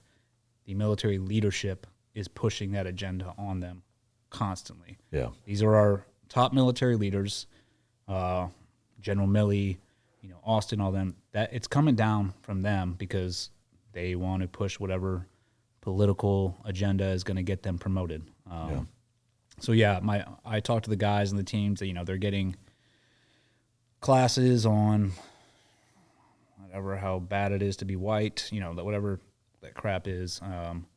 But I'll tell you what, the guys are not. They're like, this is bullshit. It's just like the 10 years ago when they were giving us we had to take the online classes on sexual assault and don't rape, don't do that, which is like, I really have to take a class to tell me not to rape somebody. But you just do it, and you're like, all right, get this over with. And I think that's the way guys are treating this woke agenda that's pretty coming down. They're like, dude, if this is gonna, and this is the mindset I had when I was in, like, if I have to do this to go overseas to fight, then fine. Like, I'll take this stupid course. But I do think that it is an issue. I definitely think our military leadership is compromised, especially in NSW. We've become way too political. The decisions that are made at the top are done not for the betterment of the men and women serving below them, but for the betterment of themselves to get them promoted. And I think we've seen that across the board. Yeah. Speaking of which, I guess on the NCIS side and the accuser side, has there been any repercussions for any of them? No, not at all. That's the other. I mean, there's been no accountability, and there won't be. They refuse. That's the one thing the military is not going to say, like, we messed up. I think we've seen that with the Afghan withdrawal. I'm like, if you can't say you messed up there, then. Well, what's interesting, I mean, there's an Army after action that is pretty accountable that way, that Biden basically dismissed here in the last couple of days. He's basically saying, no, I'm rejecting their fucking assessment of how things went. Well, good. I hope so. I hope somebody is with a uniform on saying something. I mean, that's what really resonated when Stu Scheller came out in uniform and was like, hey, man, what the fuck? We all just watched this. Yeah. Like, where's the fucking accountability? And that's what's so surprising and how arrogant and elitist the leadership is. And that's, in all branches, when these officers make it up to a certain rank, they already have, especially in the Navy, they have this elitist attitude. I think they're, taught at Annapolis that, they're officers and they're high and mighty above us. But the more they pick up rank, that eliteness comes greater and greater, until the point where, I mean, we watched the withdrawal on TV. There was no fake anything about it. There's no editing. It's like, nope, those are people falling from the planes. Yep, we lost Marines, and then, oh, by the way, we droned and struck 13 civilians. And you see these military leaders on TV, and I'm like, okay, they're going to have to answer for this, and they're like, it was a victory. Yeah, it was, and I'm like, dude, their arrogance knows no bounds. Yeah, well, agreed. And to me, the most painful part of all of that is how accountability driven those guys are when it's below them. Oh yeah. But when it's them, it's just not even part of the fucking deal. Heaven forbid, you lose a pistol. And I mean, it's you're going down. Yeah, we're gonna set an example and make sure everybody knows that we hold our guys accountable when it's underneath us. And I honestly think that's a problem too within what I'm talking to guys in our community, is they know that now, to where they know these leaders are not holding themselves accountable, and that it's more of a rules for thee but not for me. And if they continue to go down this path, I really think there's going to be a divide that's even greater than it is right now within the troops and the leadership, and there's going to be no trust there, and that is going to really be a breakdown. Because once you lose trust, then you're not, half the reason we went overseas to do our job is because I had trust in the leadership. I had trust in the government to like, hey, they're going to take care of us if something happens. Yeah. Well, one of the things I talk about in that book on Fuck America is having your own personal constitution and thinking about it. And I'm curious, there has to be a point in the United States military with the sled dogs, the troops, the guys actually getting their hands dirty, a red line. What I'm curious of is where is that? Like there has to be a point at which they're going to say, no, we're not fucking doing that, whether it's COVID stuff or social experiments or whatever. Like there has to be a point at which they're going to push back and say, not any fucking more, or not up in here, as Rob Riggle would say. Not up in here. So I'm curious if that's something that is talked about, if I guys think about it. We've seen that since the mandates came out. I think there are groups of people that were standing up like, I'm not taking this. But here's the problem when you're in the military is it's so easy for them to drive fear into you. Like, okay. And we were trying to help people because we got reached out a butt ton about the mandates. Like, hey, can your foundation do anything? And we did our due diligence of trying to help people navigate through that system. And, we actually put out a video with our lawyers, like explaining like, hey, here is your avenues that you can take, especially with the exemptions, this and this. But the problem is the military wasn't listening to any of those exemptions. And I had officers in NSW call me that were like, hey, I'm refusing to take this. And I was literally told by my CO face to face, if you don't take this, then we're going to ruin you and your family. And this is going to be your fault. Yeah.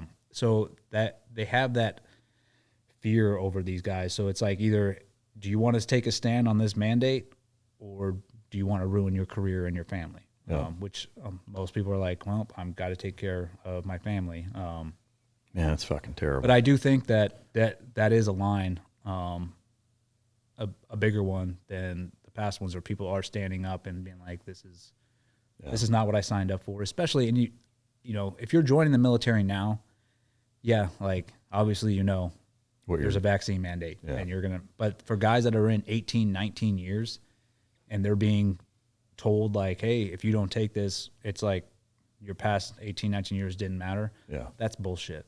I agree. I mean, the one thing I will say, I remember like anthrax and smallpox and all that shit, that I took. I actually did not take the smallpox. I got out of it with a feather, I think it was a feather allergy that I had when I came in, or it was in my record, or some weird shit that they're like, no, you're exempt from getting the smallpox or whatever. But, I've had, some parents reach out to me, their kids are, that had some guidance or interaction with me before they went in and they made it through, and they're, early on in the teams or whatever. And they're like, hey, our son is being told he has to take it. Is there anything we can do? And it's like, unfortunately, not really. Like to your point, the reality of joining the military is it's voluntary. And so when you volunteer to do it, you're also signing your life and your body over to Uncle Sam for 4 years. And if you're not okay with doing that, then don't sign up, and that may surprise some people, but I took a bunch of vaccines that I didn't want, because that's just kind of part of the fucking deal. Like if you don't want to have to take that, don't sign up for it, which sucks. And it does suck to say that. I think, and I have that same, obviously the same thought process. Because when I took the anthrax vaccine, I got 2.5 series of that. Yeah, which is stupid. Kill a fucking racehorse. I was young. I was 19, 20 at the time. I was like, yep, whatever you want to get. And especially when you go to boot camp, you really don't know what you're getting jabbed with. But this is what I tell people, because I have heard that argument. They're like, well, you took a bunch of vaccines like this and that. I'm like, yeah, that's true. I was like, I also used to shit my diapers when I was little. But guess what? Like I grew up and I learned. And that's where I think we're at as a country right now too, where there is so much info that everybody is privy to now. So they can see that this vaccine doesn't like work. It's not going to keep you from getting COVID. It's not going to keep you from spreading it. And it's also not proven to be healthy for you either. There's all these cases of people dying from it. So I think for them to mandate it and be like, oh no, you're taking this regardless, there's an issue there. Yeah. And I think the military doesn't know how to handle that now. But they don't know how to handle social media. They don't know how to handle all this information that's being put out to all the troops constantly. Yeah. Because before, when we were in, like, before all iPhones and all that came out, you had whatever the CO or OIC come out and be like, boom, boom, boom, put out this information, and you were like, all right. Yeah. Like, I mean, it's that or you're getting kicked the fuck out. Yeah. So, I mean, that is the one thing, even with the guys that, that are 18, 19 years, like, does that suck? Yeah, it does. But to me, like, if I was in that position and I felt strongly enough, like, I'd say, okay, kick me out then, and does it suck to not get my retirement? Yeah, it does. But if it's worth it to you. Yeah, if that's the hill you're going to die on. Yeah, then that's what you're going to have to do, because when you sign up, like, you sign your fucking life over to them, and that's just unfortunately how it works. But yeah, I agree. I mean, it's such a different time now with the internet and social media and technology just being the way that it is. We're so inundated with it that I'm glad I'm not in, honestly. Oh, same here. Yeah, which kind of leads to the next question. If you were to do it all over again and you could not be a SEAL, what would you have done with your life? If I could do it all over again, like go in the military and not be a SEAL, or just not even go in the military, like, what would you have done? I mean, the way I was when I joined, I can pretty much say that I would have ended up in prison. That's just where I was at in my life. But if I had this to do it all over again and not join the military, I probably, I don't know, I always wanted to be like a marine biologist or like a diver of some sort, scuba diver, because my dad was a scuba diving nut, so I grew up scuba diving like crazy. But that's, yeah, it's hard for me to say, because I all I wanted to do was be a SEAL. Yeah. That was my calling. And yep. I was asked that same question on the Q&A I did last week, and I was like, fuck, I don't know. Yeah. I have no idea. What's the number one thing you want your kids to realize about you once they are adults? That's a good question. That's a really good question. That my wife and I, that we tried to be the best parents we could. We tried to raise them right with the right values, and that, I love them no matter what they do, but also that I want my kids to, I hope my kids can see that their parents stand up for what they believe in, and that they don't back down, and that, if you don't stand up for what you believe in, then you'll fall for anything. So I hope that they're really taking that on and watching us doing what we are doing now. But the most important thing is I want my kids to always feel loved constantly. Yeah, they can do no wrong in my eyes. I think those are all good attributes to want out of them as they get older, and obviously to lean on their faith. Yeah. How many kids do you have? 4? I have 3. 3. Yeah. What do you think about what is happening in Canada, and could it occur here? Would the police and military comply with similar orders? I think what's happening in Canada is, they brought that upon themselves. I think whatever Trudeau, however you want to say his name, he's a little pissant tyrant. There's no other way to put it. And I think he's getting exactly what he asked for. I mean, these truckers and everybody else, they've had it. And I do think that could happen here. It's a protest. It's a literal protest that these people are doing. Yeah. Are they sticking with it? Yes. Because they're fed up. And I do think if they, just the way that our country is now and that the way they label people. So like, I think if people did that here, they would label them as extremists and terrorists right off the bat, that this administration would. To me, the big question with that is, would the police and military comply? That's a tough question. I think there's, the police and military have complied the past 2 years with everything that's been going on. So where does that compliance end? Yeah. You know? To me, that's a surprising thing, because in thinking, I mean, I interact with quite a few police departments, and, all of my time in the service, like, to me, it's baffling. Like, I would never have thought that there would be cops arresting people for not wearing masks, and Yeah. and I mean, I haven't seen the military, I guess, do anything, but I can't fathom, if there was some crazy ass martial law, order dictated or mandated that our military would actually follow through with some of that stuff. The most dangerous words I hear from people, like when you talk about this, is like, hey, I'm just doing what I'm told. Yeah. I'm just following orders. It's, well, guess what? And this is an extreme comparison, but you think that in Nazi Germany, every person that was going to get, the Jewish people out, take them to concentration camp, agree with what they were doing? No, Yeah. They were just following orders too. Yeah. So at what point do you become defiant and stand up and be like, hey, I don't fucking agree with this. I'm not going to do it. And then that was my point. Earlier on, like, it's going to take everybody to stand up and be defiant, and be like, this is bullshit, what's going on. And especially our law enforcement and military. I mean, those, are the two people that can take over or actually do things in this country, negative or positive. So I would say, if these law enforcement, and I think there is, law enforcement groups that are, like, not following the mandates, and they're like, we're not doing this. So it all comes down to leadership. Yeah. It's like, whoever's in charge, if they're not bought off and they are actually, like, wanting to stand up and do something, then they should. And they should pass that same thought process down to the people that work below them. Yeah. Oh, amen. What's your favorite war book? War book? Yeah. I really liked, which one did I read?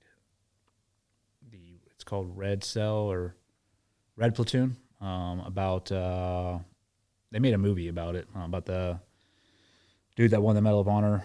I had his name, I can't remember it right now. He won, it was about that fob that got pretty much almost taken over by the Taliban. Have you heard of that movie? Do you know what the name of the movie is? It is Clint Eastwood's son's in it. I mean, it sounds familiar. I can't think of. That book. So the guy who won the Medal of Honor wrote it. Romishaw. Oh, Clint Romishaw. Yeah. I really liked the way he wrote the book, and it wasn't like a lot of military books that come out with, it's all propaganda, like, oh, we all serve with honor and distinction and everything, we're saints. It's like, no, this guy wrote it for exactly how it was. He called out dudes that were in that fight that were cowards. He was like, this person. I think that it's real. Yeah. And I like the way that he wrote it. It was raw, and so that's definitely one of my favorite ones. Yeah. But I think he's from Iowa too, if my memory serves me correct. But I'd love to have him on the show, actually. Oh yeah, he seems like a really legit dude. I'm curious. I mean, he's probably been asked about that thing, that firefight or operation, that the circumstances within the covers of that book. I'm curious. Like, he's got to be tired of talking about it. Are you at the point where you're kind of tired of being interviewed and asked about your ordeal and everything? Yeah, I mean, not like, I get tired of, like, going through the story because I'm like, hey man, I got the books there, but I think because it links to our why we started the foundation, I have no real problem, like, hey man, like, this happened and this is why we started the foundation and this is what we did to win. If it can be used as a tool for good and to motivate people, then I'm fine with that. But it does get, like, it depends on who you're talking to, man. Yeah. I'm wearing your ass out, I'm sure, right? No, dude, not at all. Yeah. I mean, I think with the parallels that exist to what's continuing to happen, it's still super relevant and important that you do talk about it, But, yeah, and I think that's what I was saying earlier. Like, I can't believe how much that story resonates to what's going on still, right now. Yeah, I think this is a great question. What do you think you would have done after getting out if all of the shenanigans and what you went through had not have happened? Like if none of that would have happened, would you have? I wouldn't have got out. You'd still be in? I'd still be in. I was a lifer, man. Yeah. I was 30 years. 30 if you like it, 20 if you don't, right? Yeah. I mean, I had no intention of getting out until all that took place. And even while that was taking place and I made the decision like, okay, I'm not going to stay in the SEAL teams, I was going right to what everybody else, a lot of people do, is contracting with either ground branch. I was already in the process of going that way. That's the thing. That's the easy road. You know? Like that's all I knew. I was like, I just want to keep deploying. That I'm good at this job. But I'm also, that's another blessing of having this happen is it showed me like, hey man, like you don't have to keep doing this the rest of your life. Like this is what matters, your family. It really brought me back. My wife always jokes. She's like, you literally had to be locked in a cell to wake up. Get out of the Navy. Yeah. To be like, this isn't the end all be all. Yeah, that's the truth. Is there anything that you would have done differently if you had to go through that all over again? And are you still, this says, copping pushback from your former command and friends? I salute you from Australia. Thank you for the support. Brad from Australia. Differently as in, yeah, I mean, he's talking about like through the whole scenario. Yeah, I mean, to me, I would extend that to both. Looking back, even prior to going through it, would you have done anything different to avoid that, and or going through it? Would you have done anything different? No, I think. Well, and I put that in the book too. Like there, obviously, as a leader, you're always gonna do your own little after action report and be like, hey man, I could have done this and this differently as a leader. And that's, there are certain things that I could have done better as the platoon chief. I definitely was not empathetic at all. I was, hardened, I think, after doing multiple combat deployments. I didn't have it in me to, like, if guys were like, oh, I don't, complain about little bullshit, I was like, dude, shut up. Like, nobody wants to hear it, which is not the right answer. I think there's a fine line. To me, that's tough, and not to interrupt, but I think, in that line of work, I think that there's an element of stop fucking whining that needs to take place for guys in that position to be good at what they do is to not sweat the small stuff that way, And that's what you expect out of guys. Yeah, but I'll tell you this, man, like with this group that I had, it wasn't like that. So times have changed. I mean, is that more the norm now, you think? I don't think so. I think I just had a very special group of dudes. I mean, and the rest of the platoon was awesome. It was like these older guys, and I say this like, oh, I could have been a little more empathetic, but at the same time, you could throw me back in that same position right now, and I'd probably revert right back to like, nope, this is fucking how it is, because that's how I was raised, in the teams. Yeah. And there's a reason for that. There's no time for hurt feelings and like, oh, let's hash this out. You hurt. It's like, dude, be a man. Like, come on, dude. I agree. And obviously, I wouldn't have taken that picture just because of the problems it caused. Not that like I'm like mortified by it. I just like, dude, if like looking back on it, wasn't worth it. Fuck no. Yeah. 9 months in prison. No, that wasn't worth it, huh? Yeah. But, I mean, what's to me crazy about that, whether it's Vietnam or like World War II or any of the other engagements that this country has been through, where cameras have played a role in it, like that was beyond commonplace. And I'm not advocating for desecrating corpses and things. I think that there's a sense of decency that can go a long way with stuff like that. But I also, try to balance that perspective with what is actually taking place too. It's like, so it's okay to put a fucking canoe in a guy's forehead. Just don't take a picture of it. it's like, Yeah, well, how exactly. fucking dumb is that? I mean, it's like the things that are taking place are taking place, and that's fine, but just don't take a picture. Like, to me, it just doesn't make any sense. I don't know. It never does. And like the fact that they were like, harping on the picture and they're like, oh, you disgraced the Navy and this and that. I'm like, dude, you guys literally are the ones who shot the Hellfire into the building. You didn't know how many people were in there. You don't know how many civilians were in there. You did it anyways because that's acceptable. Right. Well, But then, I mean, the 13 civilians in Afghanistan, Exactly. who's gotten in trouble for that? not a Fucking damn nobody. person. So like you're going to fry E6s, E7s, E5, whatever. You're going to fry the guys that are actually putting their ass on the line for taking a picture of something.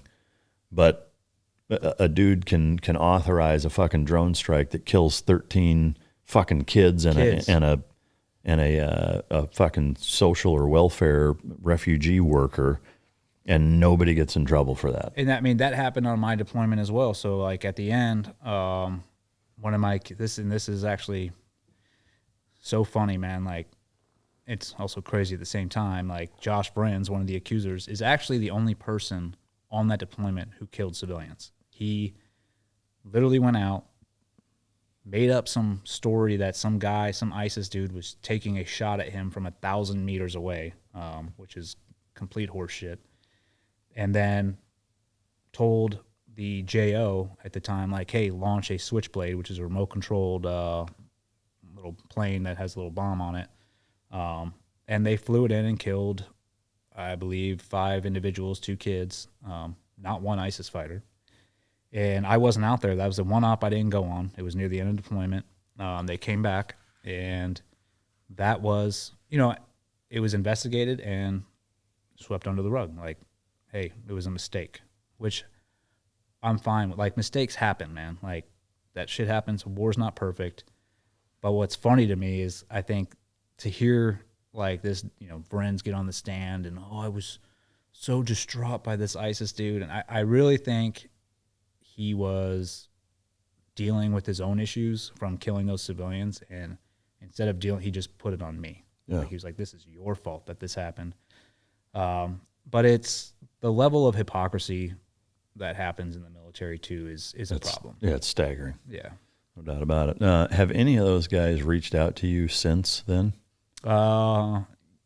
Well, I've had a couple people reach out to me that have either apologized, and not from that group of accusers, but just other individuals that were in leadership positions at the time that, didn't really do the right thing, or they were voicing the command's opinion on social media. And so those people have reached out and apologized, and that's water under the bridge. They're like, hey, I'm sorry. I'm like, we're good. I mean, that's fine with me. I've also had individuals reach out that were in my book, and they're like, hey, can I talk to you and we can have like a sit down? I'm like, yeah. I was like, I'm willing to hear you out, like team guy to team guy, and then we can resolve this. But I was like, your name it's not coming out of the book, like this happened. And then they're like, well, then fuck it. And they hang up. And I'm like, yeah. All right, now I know where your true character's at. Like, you don't feel sorry for what you did. You just don't didn't want want to get embarrassed. Yeah, you just didn't want So there's both. I have both those ends. I still talk to a lot of guys in that platoon that were not involved. So, the one I did get a phone call from one of my buddies on the East Coast that, Dalton Tolbert, who is still at Dev Group, I guess, came up to him and was like, hey, tell Eddie that I'm really glad everything worked out. And this, after this guy was trying to put me away for life. And I was like, hey, man, tell him to call me himself, and let's be a man about it, dude. Don't do this to a third party. But either way, I moved on from that. There's certain individuals where they know who they are. I let them know. I'm like, dude, if I see you, I'm going to knock your teeth out. Like, that's it. Because there's certain things that were done which I can't look past, especially when you put my family in harm's way. So there's that, but I'm not, going after those individuals. I'm just like, dude, if it happens, it happens. Yeah. Some wild shit, no doubt about it. I'm curious, going back to the Ibogaine thing. Do you think that there's because this all just kind of made me think of post deployment decompression, and how I know that it's better now than it was 20 years ago, but it's still woefully inadequate. Yeah. Do you think that would play a role? Like, could you see where doing that after deployment would be a practice that makes sense? I mean, that's a pretty intensive post-deployment treatment. I don't think that's a good idea. Yeah. I don't think guys would be ready for it. I think there's other options for like post-deployment stuff. What they have I don't know if they still have it in place, but what they came out with about 10, 15 years ago was, the trip to Germany for 4 days. But even that was such a joke. It was, because I remember when they first started doing that, they flew us from Afghanistan to Germany, and they're like, okay, this is where it's like, go talk to the psych, do this, and then go drink, like just get fucked up. That way, go to the red light district. I mean, it's pretty much like get it out of your system before you go home. Yeah, it's dumb. That's their check in the box. Like, hey, so if they go home and beat their wife or do something, they can be like, we gave them some downtime in Germany, which is complete bullshit. I think that there needs to be maybe, definitely more done. I don't think you can't have 100% control measures on combat and what you see at combat, when you come back. I think it's going to be up on the individual to have to deal with some of the stuff himself. I mean, my wife and I went through roller coasters after each deployment until I think like the 5th or 6th deployment, we really got on track to like, okay, this is what to expect when I come back, and also what to expect from her. And it takes about a month and a half to really come down after a deployment. So a Secretary of the Navy Gallagher, what would you do?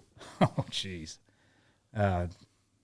First, right off the bat, I'd fire every officer that's an admiral right now. I mean, I guess from a post deployment standpoint, but I think I'd make it mandatory. So when they came back, I'd give them their leave first. But I think the one thing I would do is I'd bring in the wives and be like, hey, what's going on? Because the husband, like, as you know, you come in and I'm good, man. Yeah. I'm good. Everything's good. My family's good. The job will suffer last. So I think bring the wife in and just have an open, honest conversation. Like, what is he, dealing with? But also do that with no repercussions to the individual. Like, hey, man, okay, this is, and then have sort of like a treatment a la carte.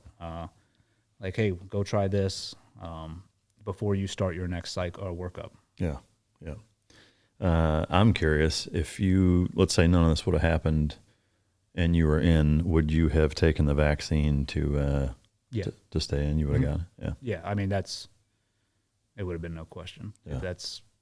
I mean, at that point, I'm like, dude, I'll do anything for this community. So if this is going to keep me operating, then I'll do it. And then also, especially if they're threatening taking away, your whole service, I can be honest and say I probably would have taken it. Yeah. Not to say I don't agree with it one bit, but that's just the mindset that I'd be in. Yeah. You heard about the trainee that died at Bud's here fairly recently. Have you heard any other circumstances from any of your contacts about what happened? No. So we had a pretty reliable source right after that happened reach out to us, and we're like, hey man, like he had a something happened with his heart. It was after Hell Week. They were like, we don't know what it is.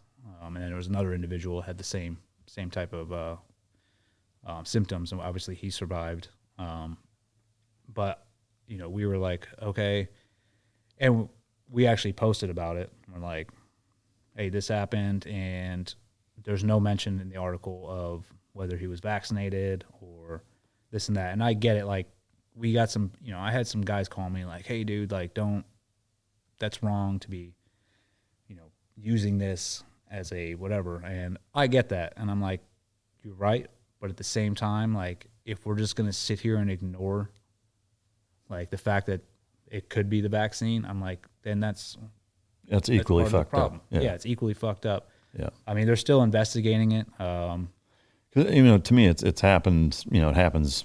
Feels like every few years. Yeah, there's deaths. There's somebody that dies in training or what have you, and in every instance, there's always a definitive. This is what happened. Not long afterwards, and they talk about it, and here's mitigation protocols that like you can't mitigate accidents out entirely, obviously, but it seems awful fucking quiet. Like nobody's brought anything up and nobody's talking about it, and it just seems kind of strange to me. Like again, I'm not going to jump to conclusions and accuse or pretend like I have some information that I don't, but I am curious as to what the fuck happened, because it's not like he drowned or no, it was after had an embolism or a fucking aneurysm or whatever that you can pinpoint and be like, yeah, he died and this is what happened, and investigation's over. There hasn't been any fucking information. And I was a first phase instructor for a couple years, so it was hard for me to. I'm like, dude, and what people got to understand is that we mitigate risk as much as possible when we're putting on that training. I mean, we are constantly watching those students. We're not just like leaving them in the water for hours on. Like we pull them out, we check on them. If we take their temperatures constantly, if they're below whatever, we warm them up, put them back in. To have 2 deaths like that, just like they were done with Hell Week and then they just dropped, or went to the hospital and one of them died, and thankfully the other one has survived. It's a little odd, and I'm hoping and not take the vaccine out of it. The amount of scrutiny that is coming down on this incident, because like you said, this has happened in the past, but I think because of the jab and everything else, it's getting looked at, or more news outlets are putting it out. And my only thing, I really hope that NSW does not like bend the knee in some way and start lowering standards, because that's not going to be good for anybody. Yeah, I couldn't agree more. I just hope that there's a definitive, hey, this is what happened, because, similarly, like, I was in for 12 and a half, and since I've been out, there's, and even before hearing about, accidents where people were killed in training, there's never been a time that I can recollect where somebody died and it wasn't almost immediate that like you knew why they died. It's like, oh, he had a shallow water blackout, or he ingested fucking seawater and got pneumonia and it killed him, or whatever it is that there was always something that you could pinpoint and say this is the cause of death fairly fucking quick. Especially with something like SIPE, which is that's what I was being told. Oh, it was SIPE, and I'm like, well, then why aren't they saying it was SIPE? Like that's a pretty easy thing to come out and be like, this is what it was. And I'll tell you this, like, I don't have much faith in the investigatory process either. Like I don't. Why not? Like I think they'll just sweep that under the rug and be like, keep moving on. It was carry on. That's crazy, man. Is there anything that you want to talk about or add to the discussion? I'm glad that we got to talk about the foundation. That's really the main focus of what we're doing. I want to put out. My 2 bosses gave me some talking points. I can smoke them if you got them. Yeah, over the past since we've opened, we're running. We've provided more than $2.8 million in assistance from emergency relief aids to individuals, which is incredible. For as small as a group we are, that's pretty unheard of. Yeah. So we're going to keep going in that fashion, and then we've partnered up. Our big thing is partnering up with people that other foundations that we trust and that are good people. So we partnered up with Reads Across America, Operation Help a Hero, and I think an Answer the Call. And then we also collaborate with other organizations like Forest Flags, Patriot Force, and Badass Boxes. They want to give back, so they'll do these collaborations with us. And then the big company that has really come through, and they have been coming through, is 9 Line Apparel. we run our shirts through them. So when we want to like make shirts for raising money for people that we're helping, especially the Blackwater guys, that was huge. When they were pardoned, they came out, and they're like, this is what people understand. Yeah, they were pardoned, but their lives are destroyed, fucked. Yeah. Like, so we stepped in, raised a bunch of money for them to get them back on their feet. And Nine Line, we're selling Blackwater T-shirts. We raised over $10,000 for them that way. So I just want to give a shout out to like all those companies and people that we collaborate with, and just thank them for what they're doing. Yeah, no, absolutely. They are well deserving of that, and we appreciate them for sure. And people can help you out at pipefitterfoundation.org. Pipefitterfoundation.org. Yep, you can go on there. You can see each individual that we're helping, the money that we've raised for them, and you can literally click on. We have different portals, and you can donate money that way. And we'll also, and this is a big thing, we are going to put up on there where all the money's going. I think people got to bear with us. We're learning as we go.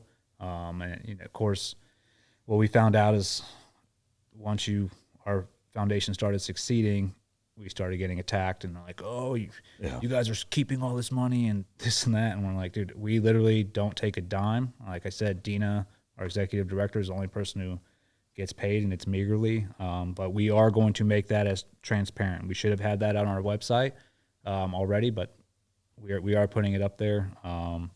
It's a work in progress. Yeah. I mean, I can speak from experience, having been a part of from the foundation of the Warrior Dog Foundation to present. It's been well over a decade, and it's a lot to figure out. It's not like either of us have fucking nonprofit experience, and it's like you're just trying to do the right thing, and it's tough to do sometimes. And I think one of the things a lot of people fail to realize, or if they've never been a part of it, is that the principles with which a business is successful or not apply to a nonprofit also. Like you still have to take in way more than you're giving out, and you have to pay for certain things that people aren't going to do for free. I mean, there's a lot of pro bono work on attorney stuff, or other companies that will give you a discounted rate because you're a nonprofit, or obviously the tax exemption, but you still have to make all the numbers work, we got to outsource certain things to help individuals,